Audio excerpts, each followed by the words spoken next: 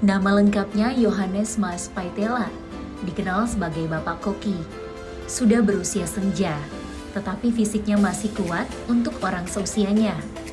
Jika ingin menemui Bapak Koki, selain di rumah, disinilah sehari-harinya ia beraktivitas, yaitu di hutan sagu Rutong.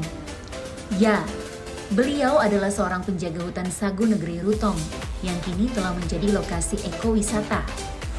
Dengan senyum sumringah dan perawakan sederhana tanpa alas kaki, Bapak Koki mengajak tim TVRI untuk bersama memasuki lokasi ekowisata hutan sagu negeri Rutong. Ayah 5 orang anak itu tampak senang menyambut kedatangan kami.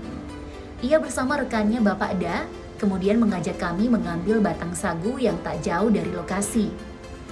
Sesampainya di tempat produksi, Bapak Da berinisiatif menjelaskan proses pembuatan sagu di lokasi ekowisata sagu negeri Rutong. Sementara Bapak Koki yang bertugas untuk produksi. Kalau di negeri Rutong ini ada 3 macam jenis sagu. Yang pertama itu sagu ihur, yang kedua sagu kuni, yang ketiga sagu molat. Dia punya keunikan juga berbeda-beda.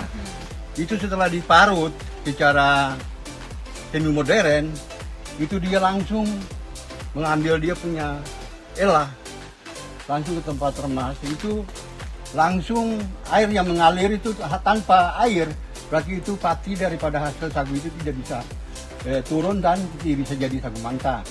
Nah, kita bisa lihat sendiri, bahwa yang tadi sudah dilihat bahwa hasil yang mengendap di bawah ini adalah isi sagu mentah. Nah, ini hasilnya seperti ini.